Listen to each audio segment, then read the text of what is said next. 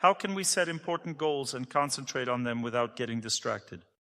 You need someone who can clearly explain the importance of the goal. You need to understand that concentration depends on happiness and on faith. I had a problem.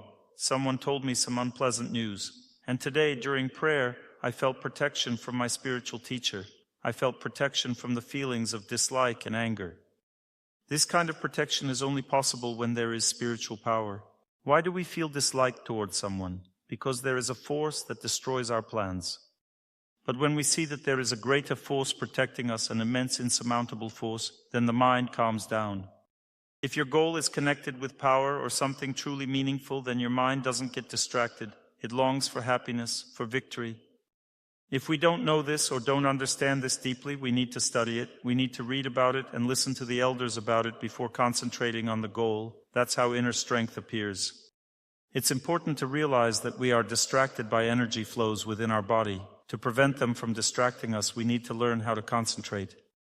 A person should sit motionless in one of several body positions that help the mind to focus.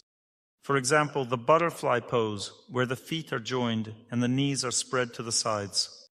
This body position helps release sexual energy, and along with it, releases anger, resentment, and envy. If such emotions interfere with concentration, this pose helps. If someone lacks determination, they sit in the diamond pose. That's when you sit on your buttocks motionless, keeping your back straight. This pose stabilizes the mind and helps it stay focused on a single goal.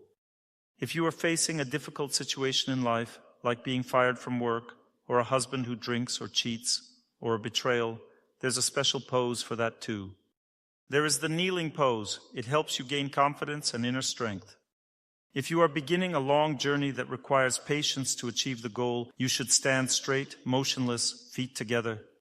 In Orthodox churches, people often stand still without moving during services. I remember when I was studying Orthodoxy, I was in Sergiv Posad, and I attended an all-night vigil. I saw people collapsing from exhaustion. They couldn't stand all night. I asked someone for advice, how to stand through it. They answered, don't move. I started standing completely still. At first, my whole body went numb. Then it became light. I felt strength. When you pray with someone or prepare to achieve important goals with others, it becomes easier. 2 people together, 3, 4, it's easier together. Even if those people are less spiritually advanced than you, it is still easier. Seek the company of those who are walking the same path. And remember, to concentrate, you need to understand why you are doing it. Take lectures, for example. 2 questions always arise. One is, how much money will you get for it? The second question is, how much benefit can you bring to people?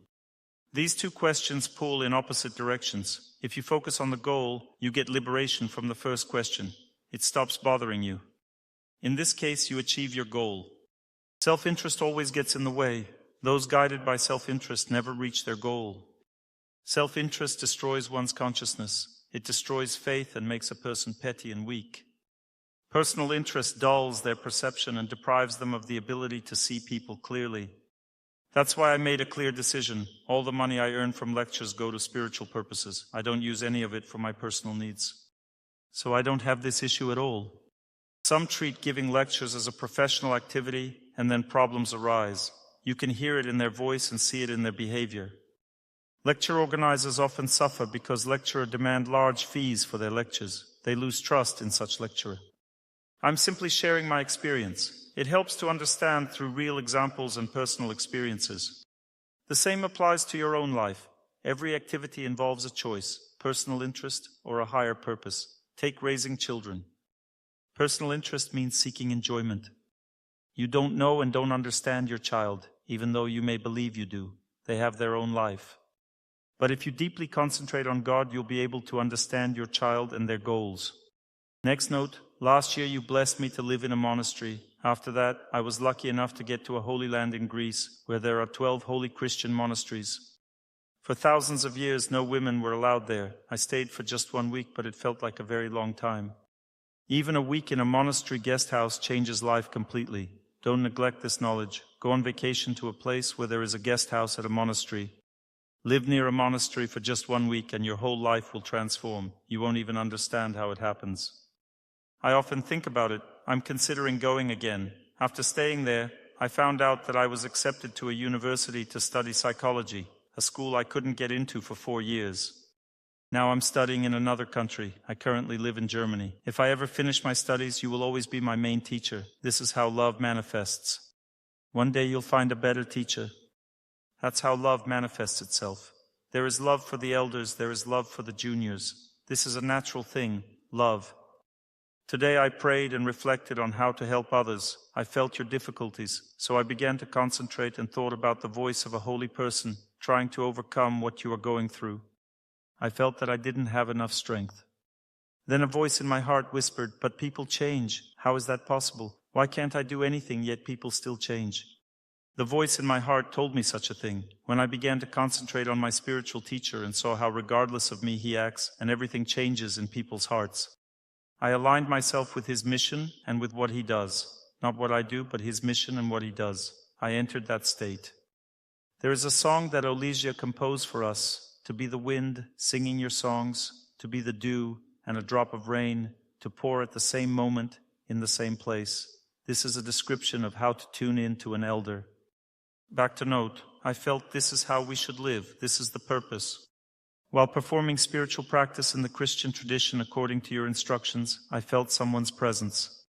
I experienced several moments of overwhelming happiness and then it all vanished. This happened only once. I haven't been able to reach this depth in my prayer again. The answer is because you are now chasing this feeling. Such a state is given so that we can serve. When a person receives happiness, they should immediately give it away. The moment you want to feel it again for yourself, happiness goes away. The Lord will not give it a second time if our intent is self-serving. We are not spiritually qualified. We start to use everyone and everything. You see Dr. Torsunov in front of you and you want to draw something from him, at least a little, but you should give instead. Serve and you will find happiness. I'm not against any relationships if I have the strength, but you are trying to give happiness to me. When you feel happiness from relationships, immediately try to give it away. Then you will be happy. It's hard to live this way, but there's no other way. Nothing can be done. This is how this world works. The soul is meant to serve always, not to consume. I, too, should not take advantage of your affection for me. I have no right to enjoy your attention. My duty is to serve you. In service, there are no elders or juniors. Everyone must give themselves fully. Such relationships are of a very high level. I know that fear is an emotion of degradation, and still I often worry that family life might not work out. Time slips through my fingers. In pursuing the future, I often neglect spiritual life. A note from your indirect student, Vladimir.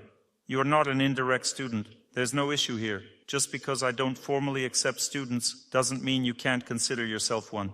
There are formal relationships and there are just simple relationships. Formally, a person can accept students, but I have a completely different role. I give knowledge to people of different spiritual traditions, but I cannot create student-teacher bonds in an administrative sense. For this, a person must be in my spiritual tradition, and for this I should be given the authority to do so, but I have a completely different role. I give knowledge to people of different spiritual traditions. I cannot build relationships directly with them. For Vladimir, this should be done by a person in the Orthodox tradition. Because tradition determines the framework that a person must follow. There are two concepts of a mentor according to the Vedas. First is the formal mentor, who is administratively a mentor. In the Vaishnava tradition, this is called a spiritual teacher or Diksha Guru. Diksha means initiation. The second type of mentorship is when a person simply shares knowledge. You also consider them a mentor, but there are no formal obligations. This is called Shiksha Guru, or an elder friend. These are also correct relationships. These relationships are not indirect. They are deeply direct, but without administrative obligations. For example, you can stop listening to such a mentor and listen to lectures by someone else. No one will object. If you decide to return later and listen again, that's absolutely fine. These relationships are precious. The Vedas say this kind of mentorship represents the main type of relationship. They should make 80% of our relationships. We develop a connection and friendship with mentors there. Only 20% should be administrative relationships. In fact, an administrative mentor gives you vows that you must fulfill. The other mentor explains all issues related to life. Therefore, a person can have such a mentor in any spiritual tradition and ask them practical questions about how to live. I don't consider myself an elder. This doesn't prevent you from considering me as such. Each person should see themselves as junior to others. But I also carry a responsibility for you. I may be strict because I stand up for what will help you in life only for this purpose. I don't do it to assert my superiority. Now, to the next question. What are some specific examples of higher goals? How to choose a specific goal? Is there any principle? Your goal must be relevant. The first relevant goal is, I want to read a prayer with the voice of a holy person bowing to a shrine. It does not have to be a holy person. In some traditions, such as Islam, bowing to a person or an image is not allowed, so there is a certain principle to follow. The principle is this: if there is any risk of confusing a person with God, it's better not to keep their image in your heart. I don't face that danger because I make a distinction. I know clearly that I bow to a representative of God, to someone who carries God in their heart. In my tradition, that is possible. There is no conflict. You should also keep in mind that the person you see in a photograph and their sound image differ from each other. The sound image is closer to God. In photographs, you may see something that's not quite accurate. There is a concept in the Vedas, Guna karma, that is a person's character traits. From a spiritual point of view, these traits don't matter much. For example, a woman once said, "My voice calms her down." Others say it irritates them. Still, when listening to lectures, they get used to the voice to gain knowledge.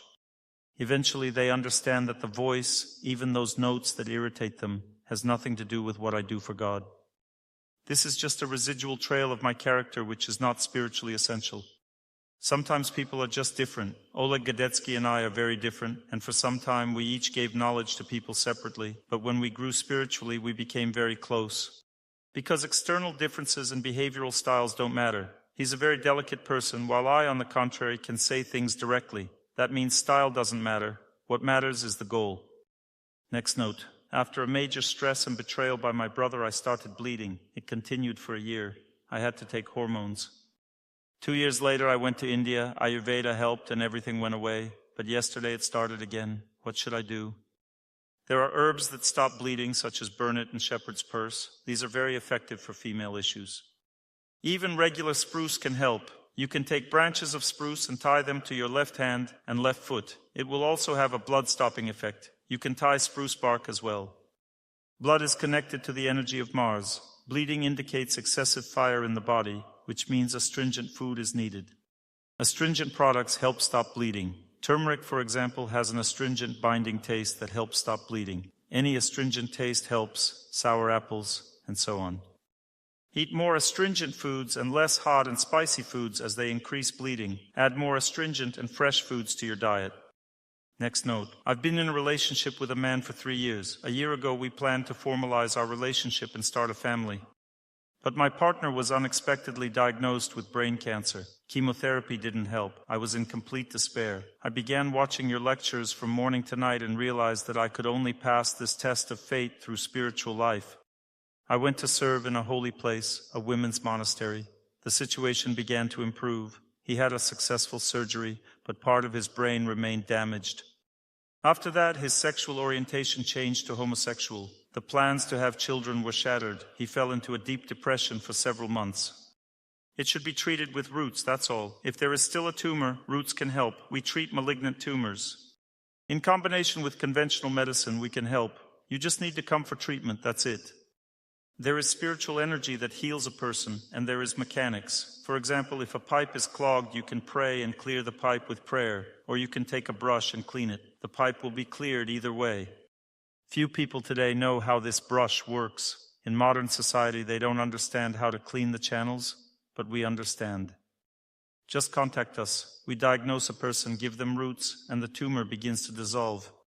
It's a slow process. Even with roots, it may take a year to break the tumor's power. Even with roots, it may grow slightly at first, but then it begins to weaken slowly. After wearing roots for about a year, the tumor may dissolve. Sometimes it happens faster. It's not enough to just pray. There's a parable. A man sat on the roof of a house for a long time, asking God to save him. A boat came by. They tell him, "Get in, let's go." He said, "No, I'm asking God. I don't believe anyone else." Then a ship came by. Again he refused. In the end he drowned. In heaven he asked God, "Lord, why didn't you save me?" God said, "I sent you a boat. I sent you a ship." God sends people. He won't do all this himself, though sometimes he does. There was such a story. An elderly man was supposed to go on a pilgrimage in India. He asked for a young guy to help him, to be his assistant. He found a Brahmin of the same caste, but from a poorer family, who decided to go on a pilgrimage with him. They traveled together. The young man helped, walked with him, cooked, and took care of him.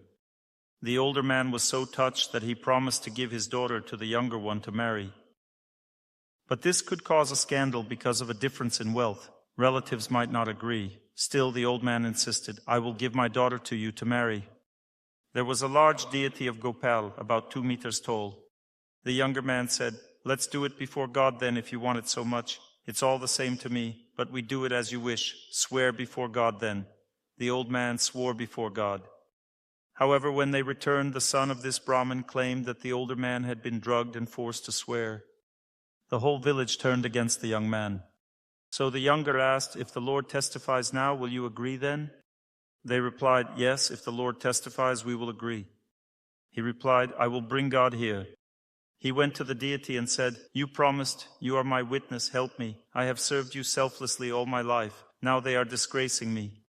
To him the marriage itself didn't matter. What mattered was the disgrace. Then the Lord replied to him from the altar, "Where have you seen deities walk? I just give you spiritual knowledge. I stand on the altar to help you, but you want me to walk. I don't have such a function. I'm not standing here to walk around." But the man said, "Deities don't speak either. If you start talking, then you can also walk." He began to argue. The Lord then said, "Fine, I will go, but you must not turn around to look at me. You will hear the sound of my ankle bells. I will walk behind you. If you look back, I will freeze in that place and will not go any further. I will not move from that spot." And so they walked for 2 weeks like that. Just before the village, the man stopped hearing the bells ringing. He was very puzzled because he stopped hearing the ringing. He sensed the Lord no longer wanted to enter the village because of the atmosphere there. He turned around and saw the deity had frozen in place. He called the villagers. Everyone confirmed that no one had moved the deity. These people had to believe. They understood it was true. The Lord testified to them in the presence of all, speaking in the heart of each person that he was a witness. They had to acknowledge it. Sometimes the Lord walks, but most of the time he acts differently. He rarely reveals himself so vividly in this world, though miracles do happen, of course. What is the name of your spiritual teacher? I don't want to talk about that. It's not my role. If you want a child, what should be done? What do you mean? If you can't conceive, you need treatment. It's just mechanics. Some energy channels aren't working. You can come to us or get help remotely. We'll cleanse the energy channels and everything will work out. It's not difficult. People just don't know how to, so they suffer. You just need to get treatment and then you can conceive. It will work out. It's also important for women to know that contact with the earth and water improves hormonal functions. Dairy products improve hormonal functions, as do vegetables, both those that grow above ground and those that grow underground.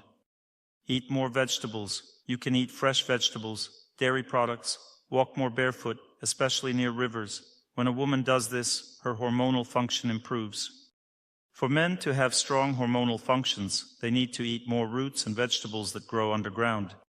They also need physical activities, some dumbbells, for example. Physical activity and exercise improve the ability to conceive.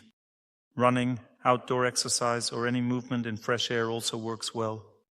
Coniferous trees, walking in forests with coniferous trees, strengthen male energy and the ability to conceive. How were the Vedas recorded in ancient times? There is a saint named Vyasadeva. He still sits in the Himalayas, invisible. Only enlightened souls can see him. There was a spiritual teacher, Madhvacharya, who went to Vyasadeva. His disciples couldn't reach where Vyasadeva was sitting. He came alone. Vyasadeva told him about the Mahabharata and how he wrote it. Madhvacharya then compiled commentaries on the Mahabharata. This was the last time someone communicated with Vyasadeva, 500 years ago. He lived 5,000 years ago. He recorded all the Vedas, but he wasn't satisfied because he felt that it wasn't enough for people. So his spiritual teacher, Narada Muni, came to him. He is the spiritual teacher of the entire universe. He exists in a spiritual body. He doesn't have a material body. Narada Muni came to him and told him he needed to write the Srimad Bhagavatam. Srimad Bhagavatam is the highest manifestation of the Vedas. It describes how to serve God. The whole text is only about that. It's for different people who serve God. That's how the Vedas were recorded. The Vedas contain vast knowledge. They contain knowledge about everything. They are like a manual for life in all directions. Some people use this and choose directions that shouldn't be overly popularized, for example, the Kama Sutra. It explains how to have sex. Some lecturers exploit the popularity of this topic and begin to strongly popularize it. They build all their lectures on the Kama Sutra. Clearly, those lecturers have personal issues in that area. There are scriptures of goodness, passion, and degradation. The scriptures of degradation provide knowledge about things you shouldn't dwell on too much. For example, the Kama Sutra is a scripture of degradation. It is under the influence of the mode of degradation. It gives knowledge, but it's not the kind of knowledge to fixate on. If you learned from the Vedas how to use the toilet, you don't need to constantly talk about it or make it a central life philosophy. You learned it, so just use the toilet properly, that's all. The same goes for sex. You learned it, and that's fine, but you don't need to make a philosophy out of it. If someone does make a philosophy out of it, it means they have some problems with it and are constantly thinking about it. Don't attend lectures on the Kama Sutra because they won't help you grow. If someone gives such lectures, it means they are struggling with their own mind. Srimad Bhagavatam is a Vedic scripture that completely rejects all religious scriptures aimed at achieving material goals.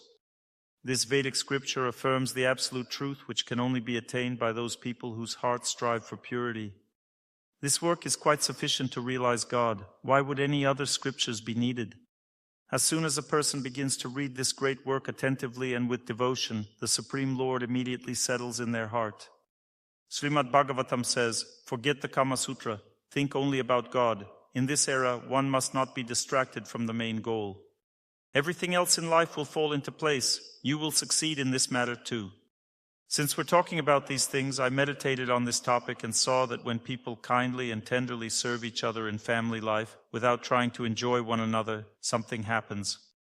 When people simply serve each other in a family, all sexual disorders disappear. They harmonize through subtle energy centers. And they have no questions at all, none whatsoever. Everything becomes clear. There are different Vedas. You need to know this. Be careful. There are many popular lecturers now who try to say inappropriate things. Next question. Should I go back to my ex-husband if he takes drugs and contributes to their distribution? Can I pray to God for him to quit this lifestyle if he claims it makes him happy? People experience happiness in three modes: goodness, passion, and degradation. When a person experiences happiness in degradation, they use drugs, drink wine, eat meat, have sex, and think this is the greatest happiness possible. A person in passion thinks that happiness is money, luxury, wealth, and nice locations. A person in pure goodness believes that happiness is deep relationships, a relationship with God, and prayer. All three give happiness, but the consequences differ. Happiness in degradation leads to destruction. Even sex varies. I've seen how sexual relations proceed with a praying mantis. It's an insect. During sex, the female praying mantis turns to the male partner, looks at him, then opens her mouth and bites off his head.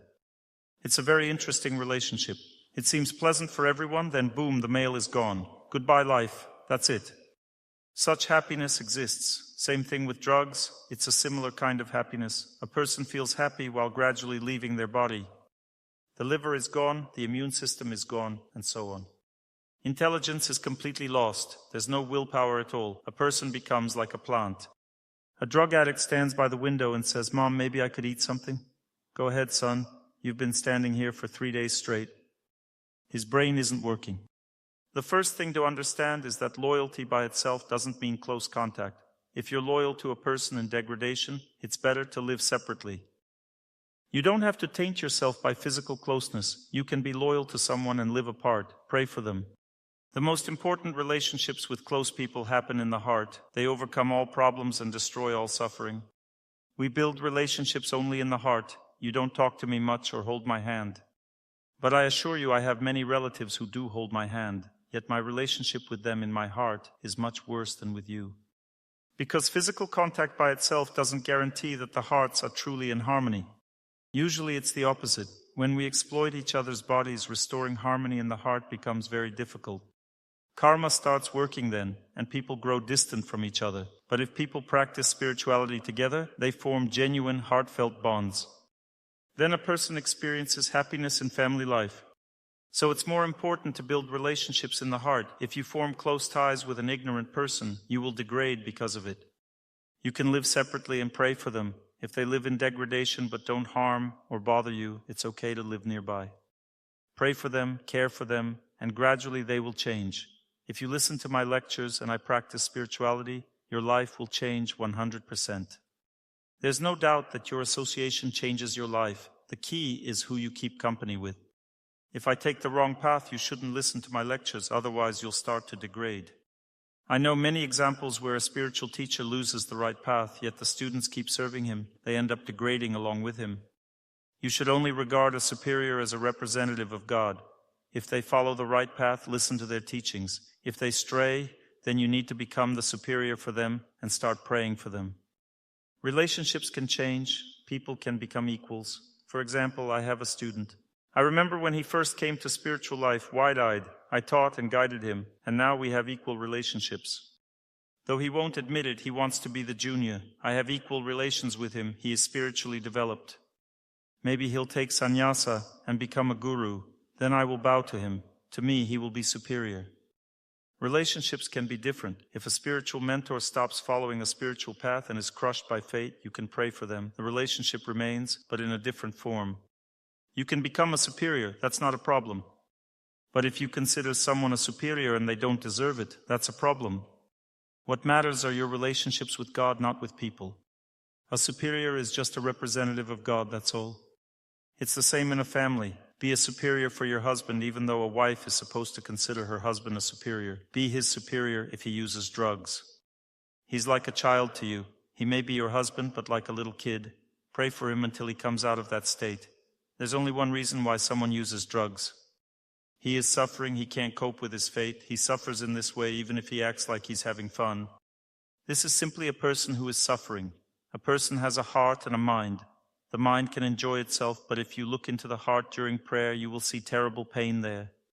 A person suffers deeply because the supersoul is displeased with all of this. The contact of the soul with the supersoul determines a person's consciousness. How to have compassion for bandits and drug addicts? You need to see their hearts. Deep in their hearts they suffer. They are not satisfied with their life. If you see this through prayer, you will feel compassion for them. You won't care whether they are a drug addict or a bandit. This is the highest manifestation of holiness, seeing the relationship of the soul with God. Holy people even have compassion for criminals. They see suffering souls in them and try to help. You can have the same attitude toward your husband who lives such a life. You can live separately and pray for him, and you will please God so much that this person may completely change and repent. Raise your hand if this has happened to you. There is one person here. It is possible just by praying that a person completely changes, repents, because they represent your past life. If you pray, that is the iceberg of your past life melting away. Then it disappears, completely melts. What was a curse becomes a blessing. It's just a matter of volume of work, that's all. Believe in this. When a person passes away, relationships remain. You can keep praying for them, and they will bloom in your heart as a pure memory. Very pure memories will remain of them. A person passes away, that is also a punishment. We are punished for everything that happened in our past life, and we will have to answer for it. Sooner or later, everyone will leave our life. No one will stay by our side. We ourselves will leave. Next note, how to help a daughter establish a daily routine. You don't need to help your daughter. When you want to help, you really want to help yourself, because the best way to be happy is when all your relatives behave well. Why do you want to help your daughter? Because you want to help yourself. But when you truly want to help your daughter, then you will calm down and stop bothering her. You will simply follow your routine, pray near her. The time will come when she calms down and feels that you are not tormenting her. That is the first stage. She will feel comfortable living with you. Even if you live differently, it's comfortable because you don't bother her. But we want to bother because she interferes. For example, I pray in the morning while my wife is sleeping. I feel that when she is sleeping, it's harder to pray. I continue praying. I think this is my fate. I'm overcoming this fate. And when my heart feels good, a feeling of lightness arises. I quietly go into the room, knock gently and say, "Darling, get up. The sun has already risen." And she easily gets up. But if you come in with the attitude, "Why are you still asleep?" a war begins. If you have some work to do, do it. First, forgive your daughter. She could be your punishment. How to make sure the executioner doesn't cut off your head? Treat them well, maybe they won't cut it off. The daughter is the executioner. She will torment you. A soldier was sent to a training unit in the army. They gave him a crowbar and told him to sweep the parade ground. He was sweeping when a warrant officer came by and a soldier said, "Comrade warrant officer, give me a broom, I'll sweep better." The warrant officer replied, "I don't want you to sweep better. Many will still have to sweep after you. I want you to get exhausted." This is how karma works. Karma doesn't want your daughter to become good, it wants you to be worn out.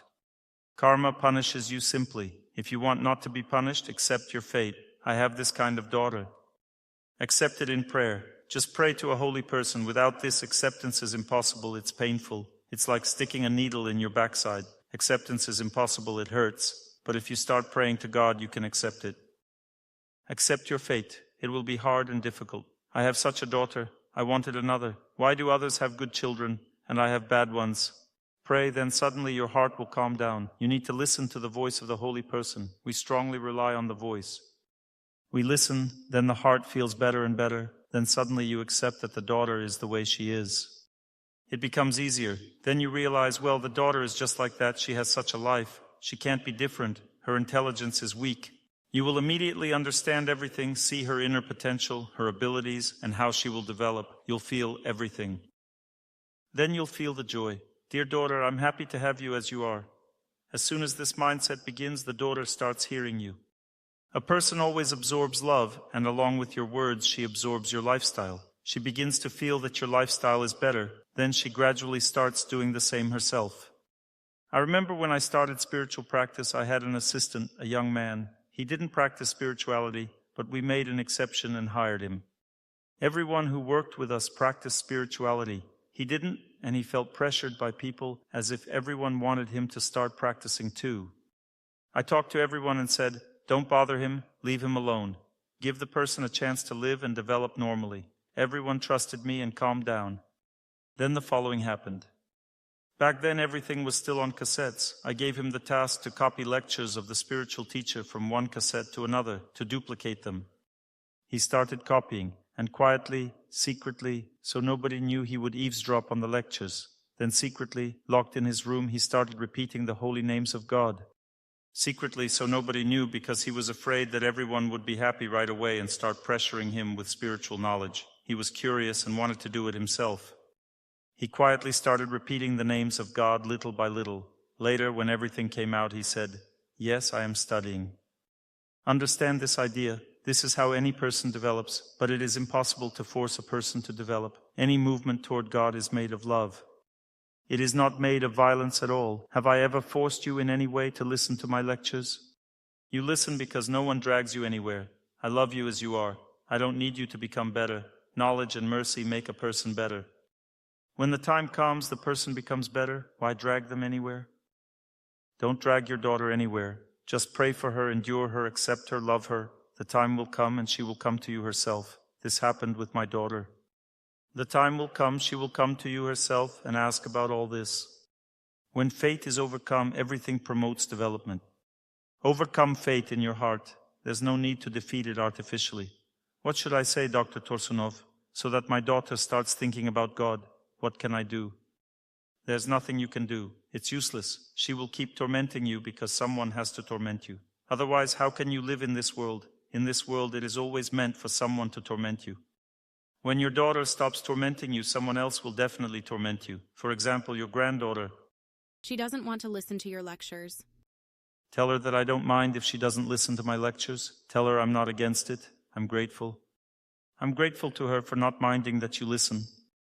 Next note, Dr. Torsunov, I want to help my husband so much. That bastard has completely tormented me, that beast. You want to help yourself, not your husband. Well, that's obvious. When a person tastes spiritual life, they want to live that way. It's amazing. People ask me, Dr. Torsunov, why don't you eat meat? How can I explain? If you come into some dirty, smelly place, why do you want to walk out of there? Because it stinks there. I say the same about meat. I don't eat it because it stinks. I can't explain it any other way. I just feel great without meat. I feel awesome. They say, oh, I thought you were practicing austerity. I say, you're the one practicing asceticism by eating it. Dr. Torsunov, seriously, you're unbelievable. I just can't understand this. You can't understand it, but keep trying. Try to understand that living in pure goodness is paradise. It's tens of thousands of times better than living in passion and degradation. What is there to envy?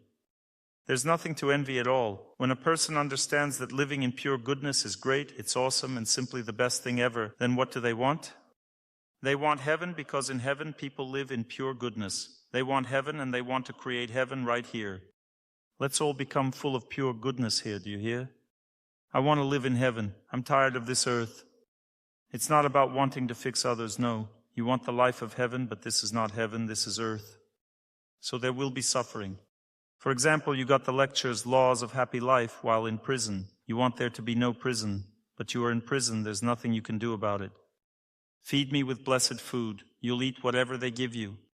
Dr. Torsunov, what to do about my daughter? There is no heaven, heaven is missing, and my daughter interferes with living in heaven.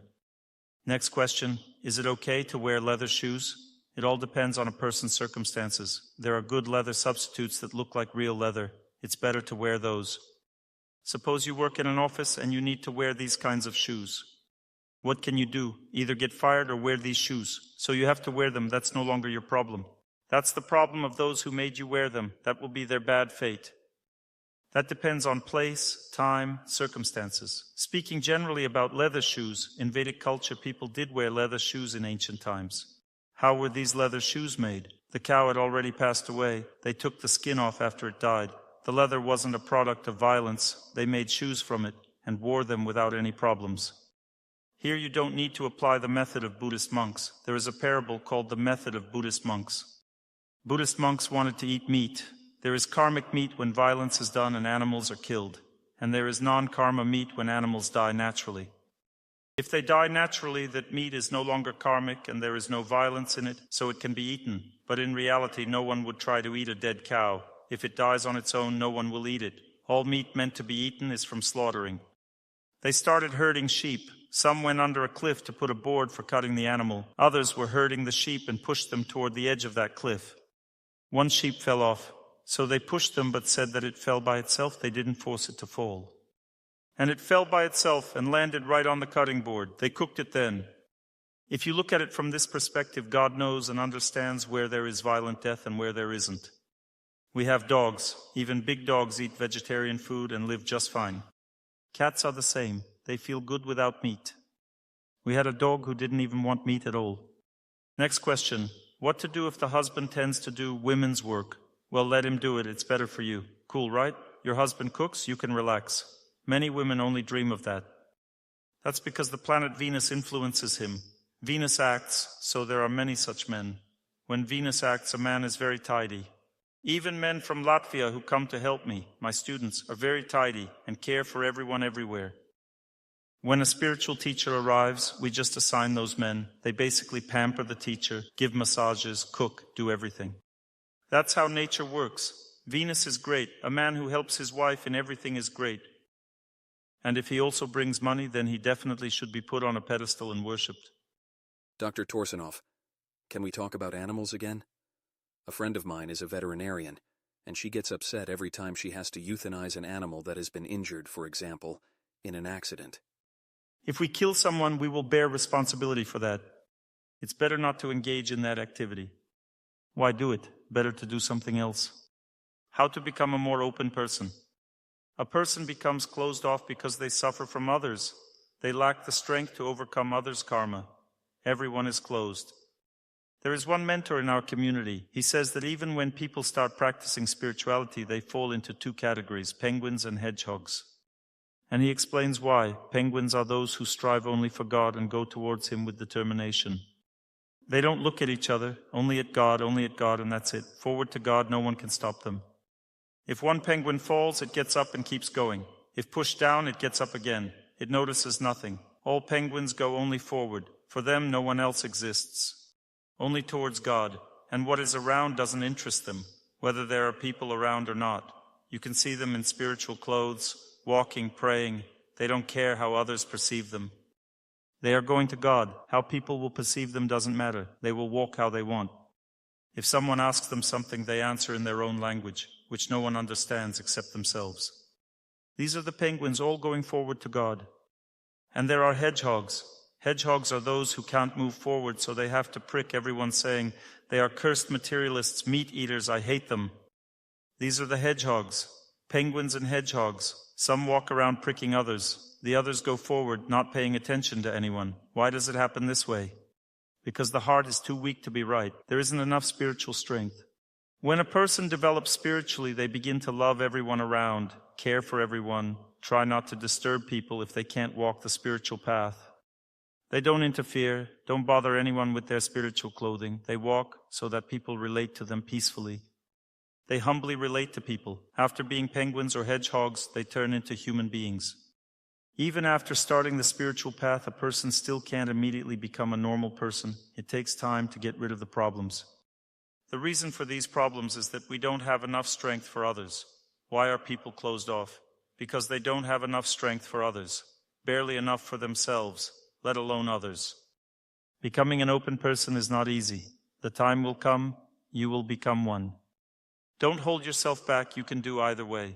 What does it mean to hold yourself back? You don't have to belong to any religion at all. Pray on your own.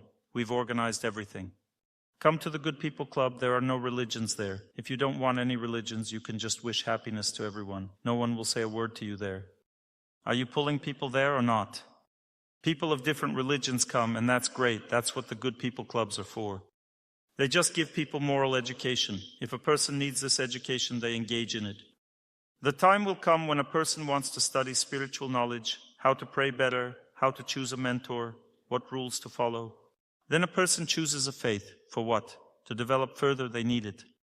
They go to some holy place and they are not involved there. To deeply immerse oneself in a holy place, one needs to belong to some tradition that will open that holy place for them. If you walk there on your own, you can't immerse anywhere because there are no deep relationships. The time will come when you want to join a religion. One woman asked, "Dr. Torsunov, can I not get married?" I answered, "You're a young woman, it's okay." She said, "But you say a girl must get married. Maybe I'll never get married." Yes, that's possible. You can be alone, it's all right. Thank you, Dr. Torsunov, for allowing me to be alone. I feel so relieved. Don't worry, everything will be fine. You'll still have children, maybe in 5 years. It's all good. The time will come. Your mindset will change. Don't rush, don't push yourself anywhere. Live happily as you are. Next note, can faith in God be sincere without belonging to any religion?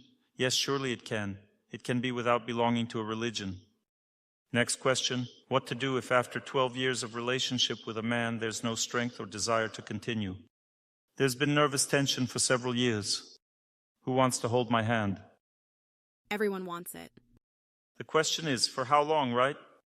2 hours will pass and you'll think, I'm hungry already. Dr. Torsunov is holding my hand, but it's getting hard for me. I've held on enough. I need to do something else. You've lived together for 12 years and you can't be together. It's great that you realize this after 12 years. Usually after 7 years, people can't live together anymore. They're just tired of it all. Because people want to live together only for one reason, to enjoy each other. At first, the relationship gets happier and happier, honeymoon phase. Then it reaches a certain point and the happiness starts to fade, but everyone pretends everything is fine. Then it fades even more. Then a man says, "You used to look at me differently." Things go downhill and eventually at the lowest point they can't live together anymore. Why? Because the fun is over. An old woman came to the doctor and said, "I have a complaint. I can't urinate." The doctor said, "You're already 80 years old. Your urine ran out." It ended a long time ago. She's already 80. The time comes and the enjoyment of each other ends by karma. It's very hard to understand what it means to care for a loved one, and instead you feel no happiness with them. But it wasn't originally meant that you should feel happiness. The goal of these relationships is different. To care for the person and feel happiness by doing that. And meanwhile, another kind of affection opens up, which is 1,000 times better. When the enjoyment reaches its peak and you don't want to care, and think you want another person with whom happiness will start again, you should know that there will be less happiness next time. It will end faster than gone. A person starts thinking, why marry at all if happiness is so small? Maybe just date and that's it. They have no idea that they have to overcome difficulties. It means switching consciousness, a complete change of mindset. I don't expect any happiness from the person. They are given to me to take care of. Once I start caring, I start seeing the soul in them and think, what a good person they are. What a good person. This is a different level. This is true love when you see the soul in a person, not just their body. The person is good. Like in the song, Silver Weddings, an unextinguished fire, silver weddings, soulful conversation, not bodily conversation. A soulful conversation. If there is no soulful conversation, then goodbye, silver wedding. For the sake of great love, one must remember that we are connected for life by an invisible thread with our beloved ones. One must remember this. The invisible thread means love, care, not just pleasure. God tied two people with an invisible thread. He wants them to learn to love, and that's why relationships go down to the bottom. It reached the bottom, now you have no options. Care for this person, don't think about your own happiness. Live for them as God intended. You will be happy later, you will be rewarded. This person will change, and God will give much mercy because you changed them with your love. But if you want to enjoy people, jump from one branch to another like monkeys, have sex on every branch. You will be born as a monkey in the next life. Every activity has its own form of life. If you don't want to behave like a human, then you'll be born a monkey, and then don't get married. Have sex on one branch, then on another. Even same-sex relationships are fine for monkeys. Yes, for monkeys it's normal. I even saw a monkey mating with a dog. That's fine too, no problem. Monkeys are fine with that. They are also nudists. They walk naked. They have fur, so it's not cold. But if a human wants to be a nudist, well, we have a word for that. Starts with an M. You guessed it, a moron. Next note. My son lives in complete degradation. He eats meat 3 times a day, and so on. He refuses food prepared by me, argues with his sister and father. How should I pray to help him free himself from ignorance or leave him alone? Are there only 2 options? Either pray or leave him alone? Now I will pray for you, for all of you right now. Do you feel this love? To pray means to leave alone. If you pray for a person, peace comes. After all, you are not angry at your son, but at your past life. Finally understand that this whole situation is for you. Their destinies are somewhat similar to those of other people. You got a dog for yourself. You got a son for yourself. He shows who you were in your past life. Sometimes I fly in dreams. I fly well because memories come from past lives. I must have flown a lot there. Your son just shows you your past, and God shows you, look what a fool you were in the past. Look at your son and never be like that again. But if you want your son to change, then accept your past lives. Accept yourself as you are. This is your past, accept it. Understand that you can be anyone in this world. You can be a drug addict, an alcoholic, anyone at all in this world. Accept this through your son who shows you who you were in the past. Forgive yourself for your past, and you will feel better. Then you will immediately forgive your son, because if you were not like that in the past, your son wouldn't evoke such feelings. These feelings come from your past. A holy person never feels disgust toward anyone. They feel compassion for all. How to pray to help. Realize you are under the influence of anger toward your loved one. Holiness frees you from anger. Think about the voice of the holy person during your prayer. Pray with them. Believe in the voice of the holy person. Strengthen your faith. Strengthen this faith. Strengthen it. Bow to the holiness. Enhance it all. The time will come when the power of your relationship with holiness becomes stronger than the pain for your son, and then your heart will begin to calm down. Then you will understand how this world is arranged. It is arranged so that it always tests us. It gives us challenges so that we become purer and stronger. Pray and think about a holy person. Do not think about your relationship with your son. The time will come, and there will be peace in your heart regarding him. As soon as peace comes to your heart, it means you have completed the first stage of helping your son. Then continue to pray to a holy person, listen to their voice. A little time will pass and you will reach the second stage, where you can communicate with him calmly, without anger, not paying attention to his flaws, calmly. And he will calm down, relax looking at you. As soon as he relaxes, he will start adopting your qualities, because when the sun is nearby, no one can remain in the shadow. If you practice spirituality, then from you comes a radiance that will melt the darkness of ignorance in a person's heart if you love them. Love means accepting them as they are. Acceptance is possible only by the mercy of God. It's impossible to accept your son by your own strength. Why do we suffer? Because we want to help a person by our own strength. Next comes the third stage. Continue praying and you will feel comfortable near your son. You will feel good. There will be some difficulties, but it won't be too much of a problem. You will also understand that you need to keep some distance, not to defile yourself with the situation. A person must protect the purity of their living space. Relatives have the right to live as they want. But you must preserve your purity. This is the main thing in life, not to change them, but to keep purity inside. That's what matters the most. And spend more time with those who are spiritually advanced. Then the time will come when he relaxes and calms down so much that he will start to be interested in what you do. And you will say to him, "Son, it's okay. How are you? Are you all right? Live as you can. You just can't live like that yet. Don't worry, everything will be all right. The time will come and you will succeed." You won't torture him. You will hold him back, treat him carefully and calmly. The time will come, you will learn. Don't worry. Don't rush anywhere. The time will come, and everything in your life will change for the better. No need to hurry. Just focus on God. God doesn't need us to be pure right now. He needs us to move forward. At your own level, with your abilities, think about the voice of a holy person. There is no other way but through holiness, no other method but through sound. Sound is the main force that changes human consciousness. Believe in sound. Try to listen to the voice of a holy person, repeat the prayer as they do, and you will see tremendous changes in your life. Tremendous changes. Your heart will become stable, calm, capable of overcoming not only your own fate, but also the fates of others. Why did I turn on the music? Because I'm dependent on God. I want to listen to someone better, purer than myself. While giving knowledge, I can't deliver everything myself. If there is a chance, I turn it on so I can convey more. He is also a very good worker in his field and treats his parents very well. Wonderful. Nobody doubted that you have a good son. Just do everything right and everything will be fine. You can write notes. No one's raising their hand anymore. It's more convenient, right? But through notes, I can say less than by looking at you. There is no contact, but you chose a more suitable way to ask questions. Good. Next note. Exactly 1 year ago at this place, I came to you with my problem. You gave me advice. You said my life would change. Something changed. Interestingly, my relatives, whom I thought had ruined my life, changed. We think that a miracle is a fairy with a magic wand. But I realize that the miracle is inside us. The miracle is in the voice of a holy person. And we ourselves can create it. No, we can only listen to the voice of a holy person. The miracle will be created by them. My daily routine changed. We started going to bed at around 10 p.m. and waking up at around 7 a.m. Not perfect yet. No worries.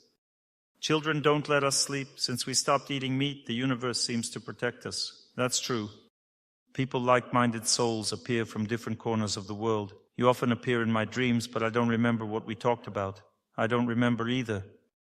Then my soul feels so light. The super soul takes the form of whoever you believe in. When we listen to the voice of a holy person, actually God acts through them. The super soul takes the form of whoever you believe in to convince you. It does not speak by itself. God cannot appear before us now because we are not worthy, but he appears in the form of the mentors. Some people come and say, "Dr. Torsunov, why did you tell me this or that in a dream?" I didn't say it, honestly. I didn't say anything. That's how the super soul acts. I pray for you as for a spiritual mentor. People don't pray for spiritual mentors. Spiritual mentors are worshipped. Dr. Torsunov, we wish you health and happiness, that you continue to come to us and give us lectures, and that you always continue to heal us. Who did you just wish all the best to? Of course, yourself. It's hard for us to love our superiors like that, by blessing them. But you can pray for the health of superiors, that's true. But that doesn't mean blessing, it means asking God. That is the right way to do it. But you need to clearly understand that superiors are representatives of God. One man came up to me and said, "Dr. Torsunov, you were my spiritual teacher for 5 consecutive past lives." I looked into his eyes and said, "I don't remember all that." He said, "I know you don't remember, but I do."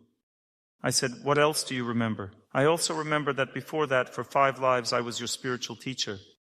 The relationship changed very quickly in the other direction.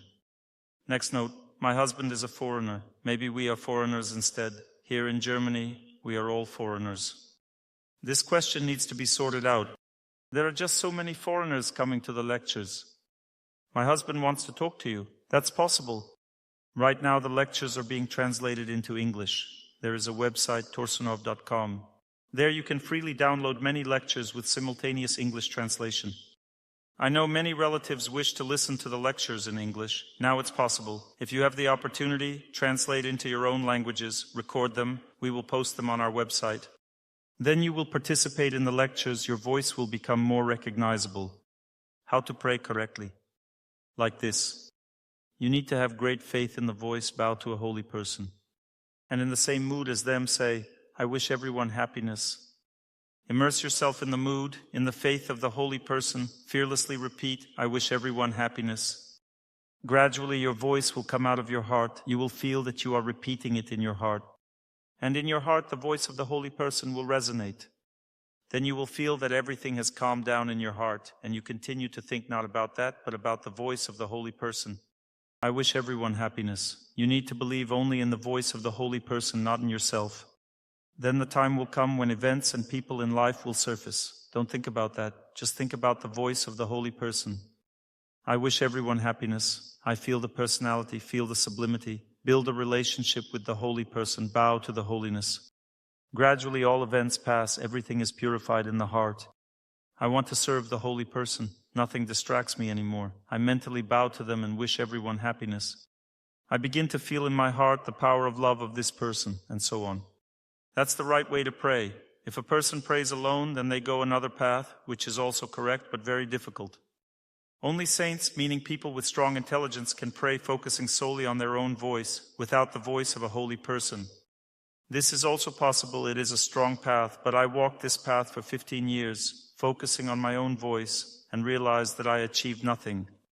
When I began doing it, as I showed you now, literally in 10 years my whole life turned around. Very powerful development happened.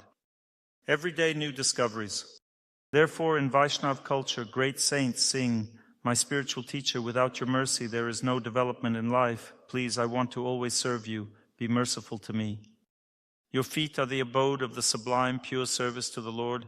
I want to bow constantly with deep respect to your lotus feet. I want to listen to your voice. That is how to pray correctly. And know that gradually your consciousness expands. Yesterday I tuned in to the voice of a person who was reciting Muslim prayers, a choir. I felt the power of Allah. It's so wonderful that God is mighty. When I listened to the Orthodox choir, I felt repentance, humility before God. I felt that faith, that devotion that is there. Now I feel how this person dissolves in love for God, cries in this love, experiences deep happiness of service. Next note. My sister has been practicing spirituality for a long time, materially prosperous, but in her personal life the same scenario repeats. She attracts only freeloaders. Nothing terrible. Well, at least she has some man around. Does he leave? Let him leave, no problem. Others will come. You should take it calmly. After all, everything is temporary. Husband, no husband. The main thing is to have a man nearby. Yes, the one God gave, the one you got. What else to do? What will we do then? The Vedas predict that gradually the institution of the family is breaking down in this age. After some time, people simply won't be able to live together at all. Right now, living together is already good. Why?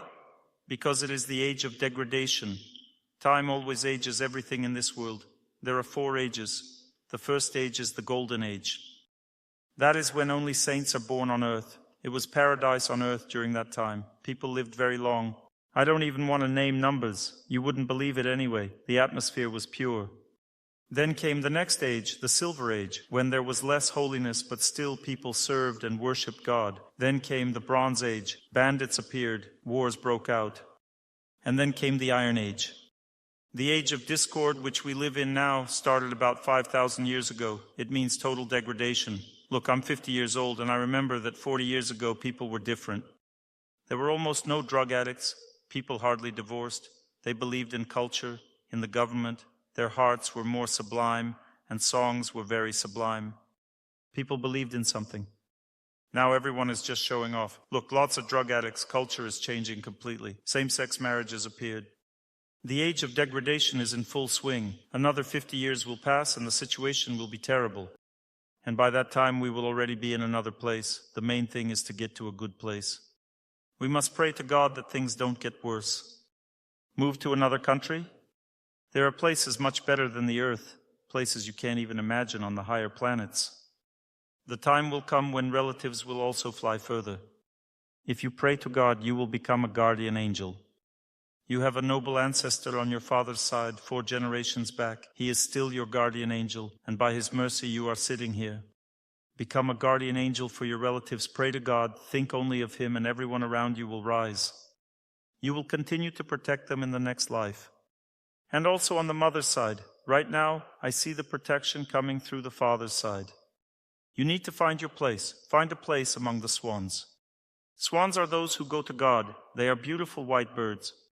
As in the song, flying, flying, the weary stream flies, flying, flying, at the end of the day. For in that formation there is a small gap. It seems to me there is a place for me there.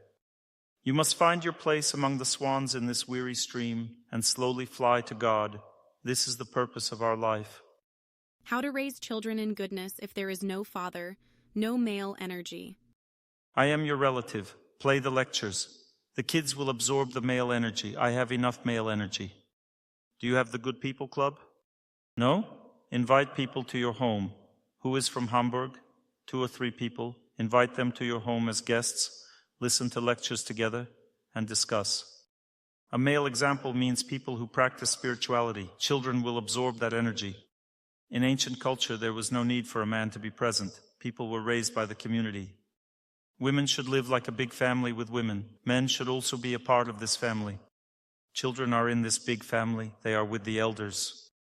For the family to be created, invite people to your home. Create the Good People Club right in your house. Invite people for discussions. Drink tea together. Children will run around. They will absorb consciousness. This is how people should live, without exception. It is not enough to just attend programs. There are no close relationships there. Invite people to your home. Discuss with them different spiritual topics. Invite preachers to your home so they gather groups of people there, and children will receive that energy very strongly. It will be good for them. Of course, a woman should get married. A man is needed. Next note. What happens if a woman adopts masculine qualities as a result of external circumstances? The woman has no husband or family protection. She works a lot and is engaged in social activities. Understand, my dears, that there are different stages of human development. When a person is in degradation, their qualities and gender change to the opposite. Life in degradation changes the gender to the opposite. A woman becomes like a man, and a man like a woman. When people live in the mode of passion, they become similar. Look at a factory, for example. Both men and women are all the same. When people live in passion, women become half men, men become half women. Genders blur in passion. People in pure goodness return to their places. Women become more feminine, men more masculine. Just strive for the mode of goodness. You say, I live alone. This is again life in passion. People in passion are all lonely. Change your Guna. Understand that this changes gradually. You cannot just suddenly go, I am in pure goodness now. Boom, suddenly a man appeared. The system doesn't work like that. You live in passion, your life is restricted. You say, I'm lonely, I have to work. That means life in passion. It means nothing else. I have many masculine qualities. Again, that means life in passion. What to do, Dr. Torsunov? Listen to the voice of the holy person. Pray. Meet with those who practice spirituality. You won't notice how time passes and you'll have more femininity. A man will appear and everything will go as it should in life. I am 100% certain that Schwarzenegger won't appear, but someone will according to your possibilities. And be grateful that there is such a person. Accept him. You are a beautiful girl. Practice spirituality and there will be a man too. Everything will appear. Why are you laughing? Beautiful, pretty, active, and full of energy. Come on, stand up. Look how beautiful she is. Who isn't married? Turn around, let's see.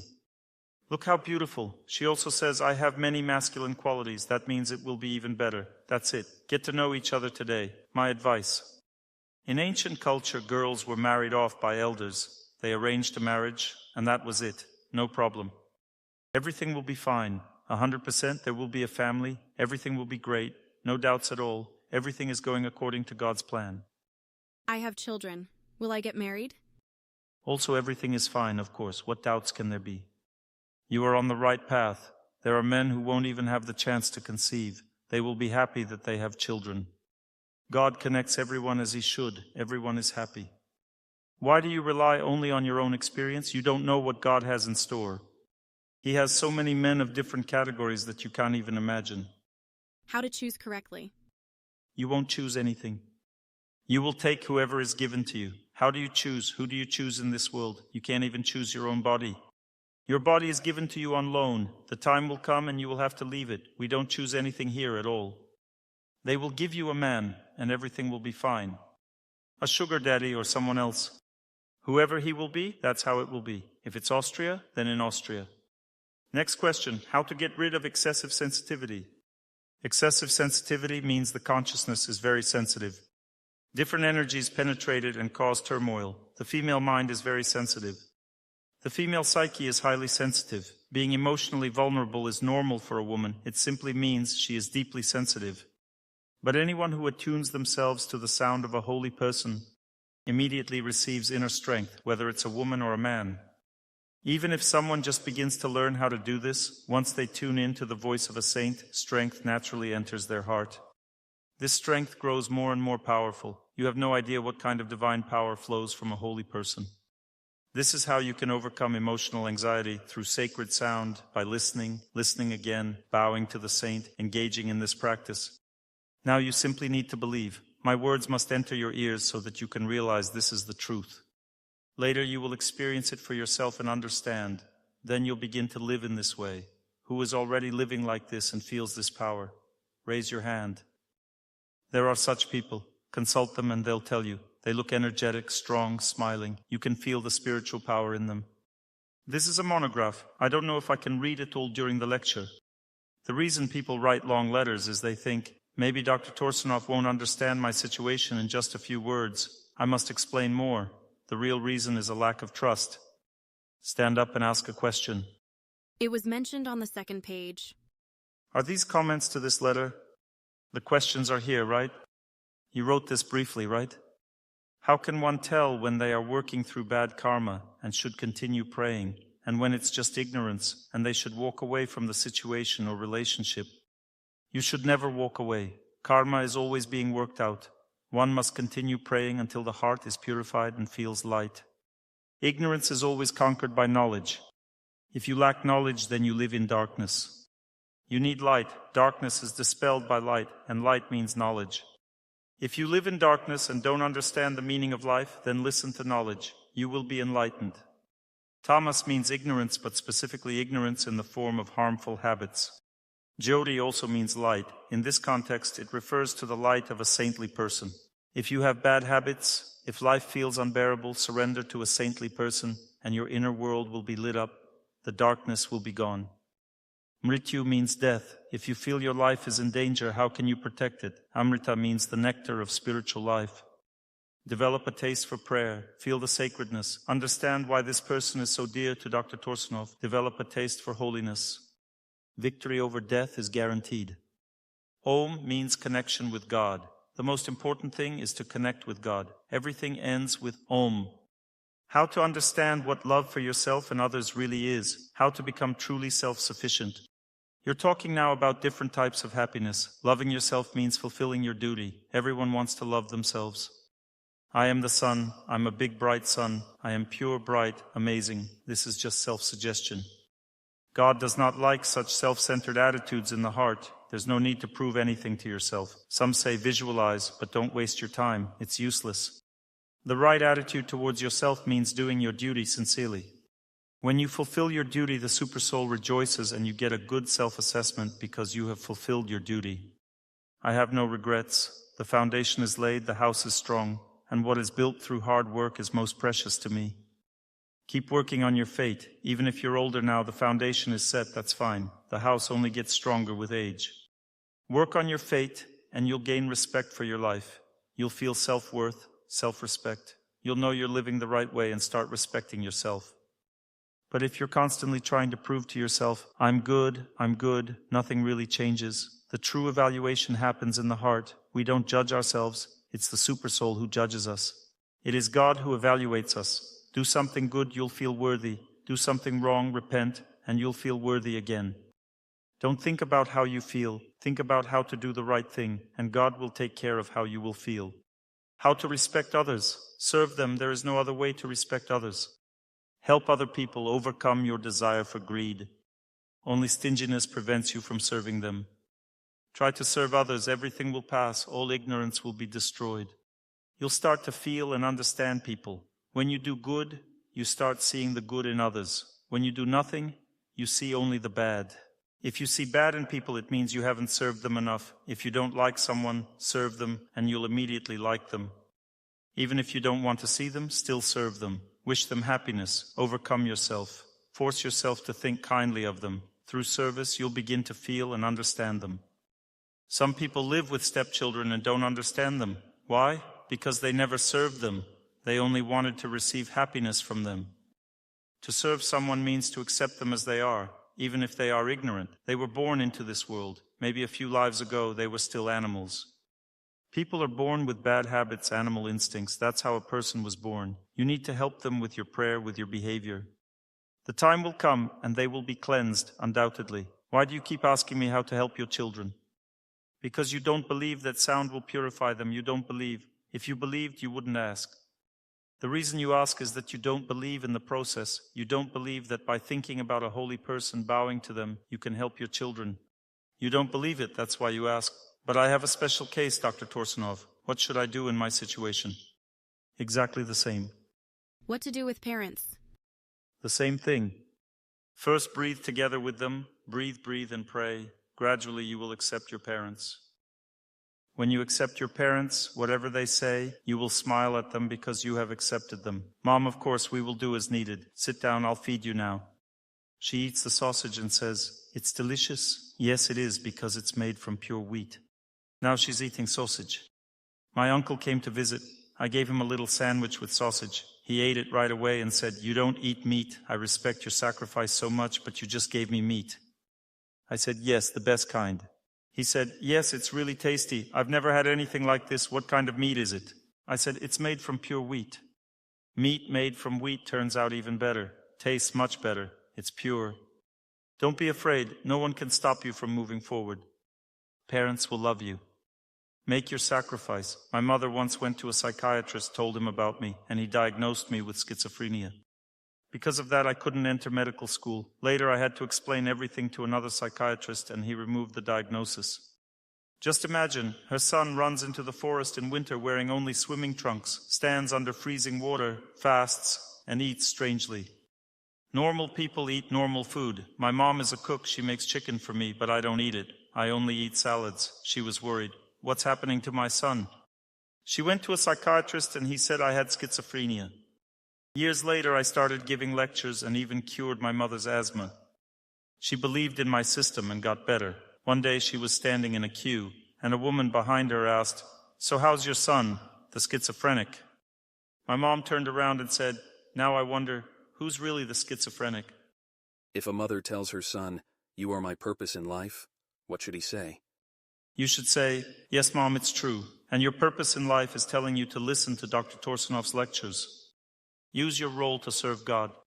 Society is degrading. So much ignorance. I see some children are born very intelligent. But will there be space for them? In Germany, they just give these children pills. You must resist.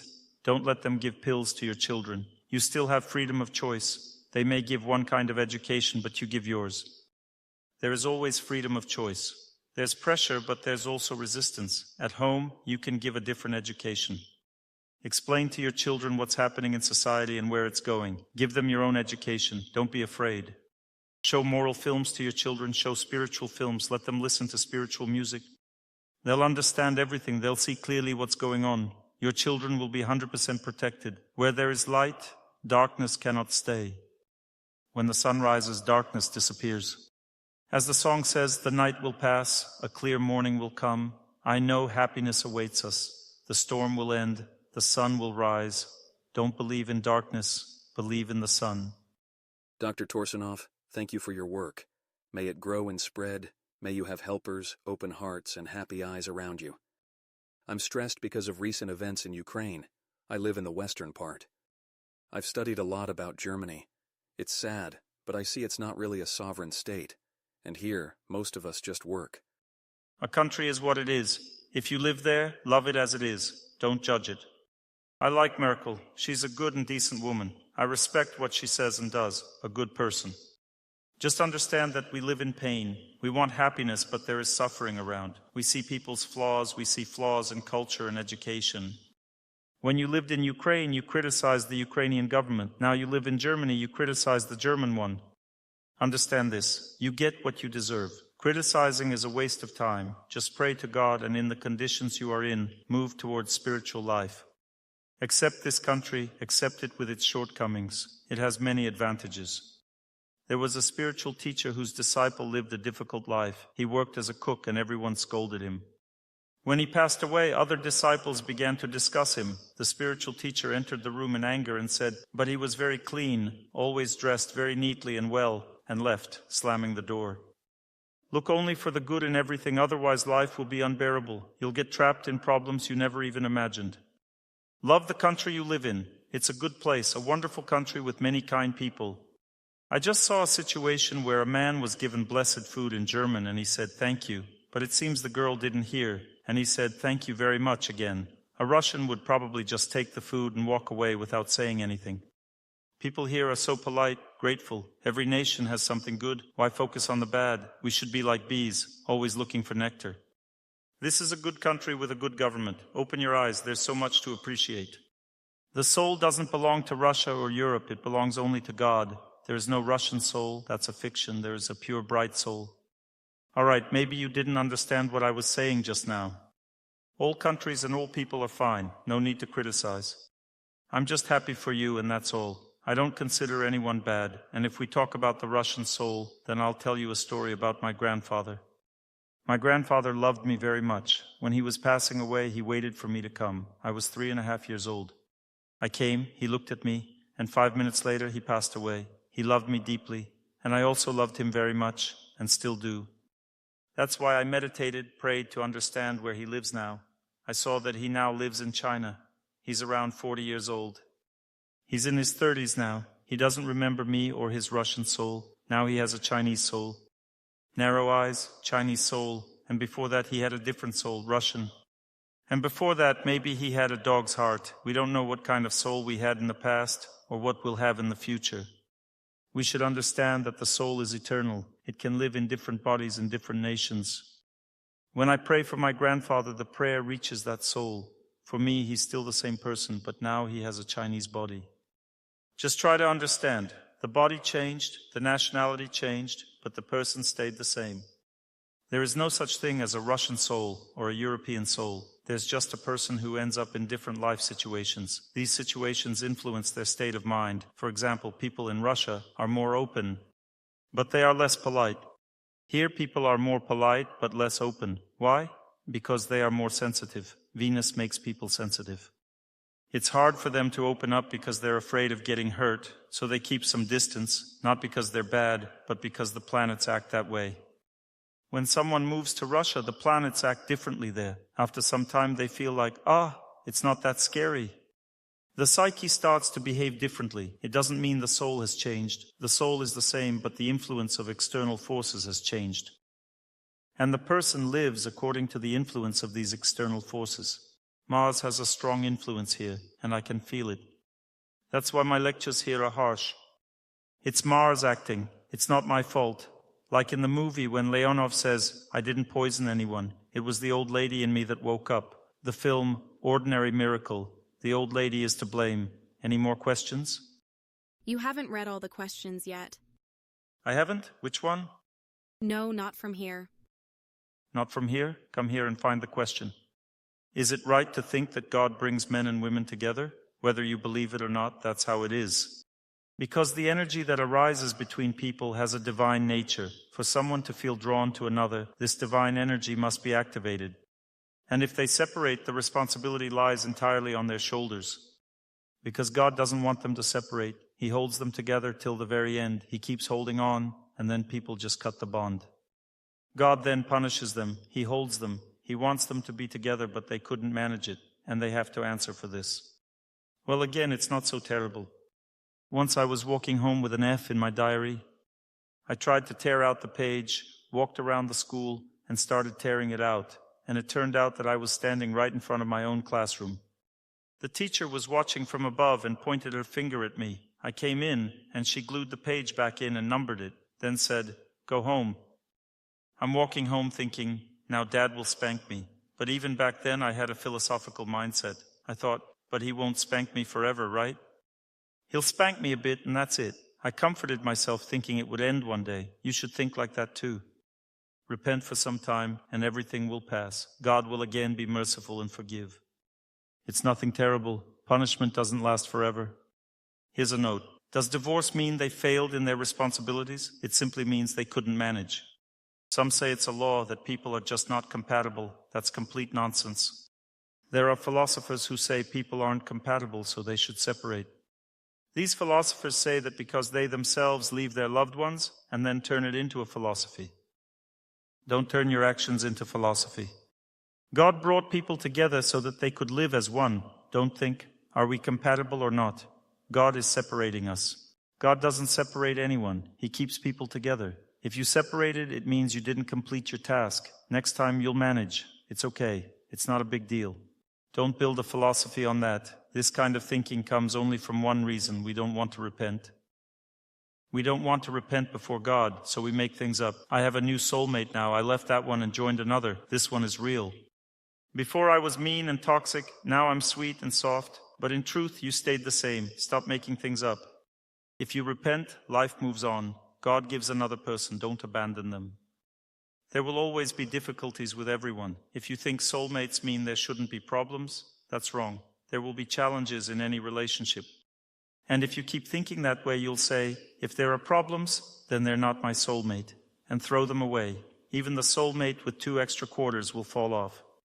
It's okay, people multiply, but that's not the right philosophy. Don't be afraid, just keep going. If you fall, get up again. It's not the end. If you got divorced, repented, and moved on, that's fine. Sometimes a person just can't cope with fate. It can be unbearably hard. They separate because they don't have the strength to face past karma. Sometimes past karma is so heavy, a person just can't live with it. Sometimes a loved one may try to harm you. They pick up a knife and attack. You must run. Don't tolerate such things. If you can't even live apart from each other, live however you can. But if you don't divorce, that's better. And if you couldn't manage and got divorced, repent. There will be consequences, but it's not the end. It's okay. The real danger is losing yourself in this life. The real danger is forgetting to pray. The real danger is falling off the spiritual path. It's scary to change your beliefs and start thinking separation is normal. That's what's truly dangerous. But if you separated and couldn't manage, it's okay. Move on. In the end, victory will be yours. No doubt about it. Is it okay to go back to someone you separated from 2-3 years ago? Absolutely. If he wants it, go back.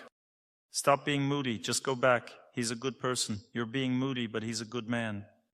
Like in the song, come back on a cold morning. I'm struggling. Come back and stay. Come back. I'm tired without you. Dr. Torsunov, good afternoon. I wanted to thank you for your lectures. My name is Yura. I have a question. How can I overcome anxiety, shyness, stress, and fear when unwanted thoughts come up? How can I focus on what I want to do when I feel shy or nervous about it? You don't need to overcome anything. Think about a holy person. Listen to his voice. Don't dwell on your losses or failures. Just listen to a holy person. Bow to him. The time will come and you will become stronger. You don't need to overcome anything. The more you set yourself up for what caused your defeat, the weaker you become. Don't fixate on pain. You have a sensitive character. It's difficult for you to force yourself. Don't worry about it. Listen to the voice of a holy person. Read spiritual books. Pray. Get up early in the morning and try to make yourself engage in spiritual practice. If it doesn't work, again, don't worry. Move forward. The time will come and you won't notice how you become stronger. Strength comes as a reward to a person. If a person seeks strength, they don't receive it. It becomes a vicious cycle. If someone wants to be more responsible, the same thing happens. They never become more responsible. If someone wants to become braver, they won't. The best way is to be afraid and move forward. And then you become brave. A brave person is someone who, while in a fearful state, moves forward and gets used to danger. The habit of moving forward at any cost is bravery. Don't be afraid of anything. Understand the problem is only one thing, that we don't listen to the voice of a holy person. We want to overcome everything with our own strength. We have the wrong attitude. We don't believe in God, we only believe in our own strength. In this world, there are no people who can overcome their fate. In this world, there are people who submitted to a higher will, and fate is defeated on its own. You are now thinking about your flaws. That is a form of ego. Think about God. Think about sublime things. Forget about yourself. Serve as you can. Move forward as you can. Don't worry about anything. The time will come, and you will move better. Once someone stood up and asked me, Dr. Torsunov, are you some kind of saint? What gives you the right to give lectures? I said, none. Then why are you showing off here? I said, because there's no other way. People need knowledge. And even if a sinner shares knowledge with others, he gradually becomes purified and turns into a righteous person. That is the will of God. Just move forward and that's it, and don't worry about anything. When I started giving lectures, I was only 23 years old. 23 years old. Can you imagine a person at 23? Very young. I just wanted to move forward, just wanted to give people knowledge. God helped with everything. I didn't have a perfect character and a perfect life. I just moved forward. Now some people constantly criticize me on the internet. He's like this, he's like that. I actually find it interesting to read. But don't you accept bad fate? This just helps me to keep going forward and to understand that I'm not the one doing anything. Even when I made mistakes in life, I continued giving lectures and helping others. Because God wants it, and whoever gives lectures, he will be purified over time. The same goes for you. Just move forward, that's all. And don't think about whether I'm good or bad. That kind of thinking is wrong. People who keep judging others and even themselves usually do it because they have nothing better to do. When I came to my spiritual teacher and asked, why do these dignified people constantly criticize me? All they do is criticize me over and over. They don't see anything good in what I'm doing. And he said, don't worry, it's all fine. They just don't have anything else to do. If they started performing spiritual practice, they would be doing that. But since they have nothing else to do, all they can do is criticize. In the same way, a person criticizes himself simply because he has nothing meaningful to do. Start serving others, start listening to the voice of a saint, to prayer, forget about yourself. There's a well-known song that says, let go of your worries, your ups and downs. Understand, life is not a child's game. And if your friend is in trouble, don't wait for a miracle. Go to him, always follow the path of kindness. Last year, Alexander Kakimov visited us. He is a very dignified person, very dignified. He was asked one question, which he answered. The question was about Atma and Paramatma in the spiritual body. He said that the soul as Atma does not exist outside the spiritual body. And I have a question. Are there any attributes in our Atma, or are these just ordinary atoms? No, these are not ordinary atoms. The spiritual soul has a spiritual mind, spiritual intelligence, spiritual ego, a very beautiful spiritual body. Is this energy? This is not energy. These are signs of the soul's expressions of personality. The soul is a personality. It's not a piece of spiritual matter. It's a personality. Is personality a spiritual body that is nourished by the energy of the soul? It's one whole. The spiritual body belongs to the soul. It is not nourished by the energy of the soul. The soul is not a piece of matter. The soul is woven from the spiritual body. It's all one. Don't divide the soul. Don't think of it as impersonal, or just a tiny atom without any qualities. The soul is a person. Can great saints see the soul? They don't just can see, they do see. It's said they can even see their own soul. They don't see it like I do. They see 1,000 times clearer, I can only guess. Their own soul? Not their own soul, their true self. Oh, like that? I am a soul. I am not a body, I am a soul. Life is beautiful, good. The question is that saints see the supersoul. 100%, and you see it too. How? As conscience, as joy. When your heart rejoices, that's contact with the supersoul. When you wake up early without an alarm, that's the supersoul waking you. When you see a person and feel something like in the song, I see the dawn in your eyes, that joy in someone else, that's the supersoul showing it to you. Because there is a dawn in every soul, a dawn in every person's eyes, but you can only see it in one person at a time because the supersoul reveals it. Dr. Torsunov, does an atom or a virus that has a soul also have a personality? Atoms? You mean the ones in nature? Yes. No, that's just matter. Does a virus have a soul? Yes, they do. A virus is also a soul, just like we are, only in a virus body. But in that body, the soul is unconscious. It's in a deep sleep. Life in the body of a microbe is like the life of a tree. They don't remember anything. They act automatically. It's hardly a conscious life. Trees also don't remember themselves, just like viruses and microbes. So the more we create ourselves as a personality, the more we can see ourselves? No, we don't create ourselves as a personality. We simply serve God, and God gives us the opportunity to be more of a personality as a reward. A person cannot create anything. This is all fiction. Make yourself a good person. This is all fiction. Just serve God. And God creates a personality out of you as a result, as a reward. Everyone sit up straight. Human life is meant for serving God. When one serves God, God serves all our life needs. Everything you want to receive in life, you will receive through this service. Don't focus on yourself. It's self-deception to think that I can achieve something in this world by my own strength. Give your strength to service.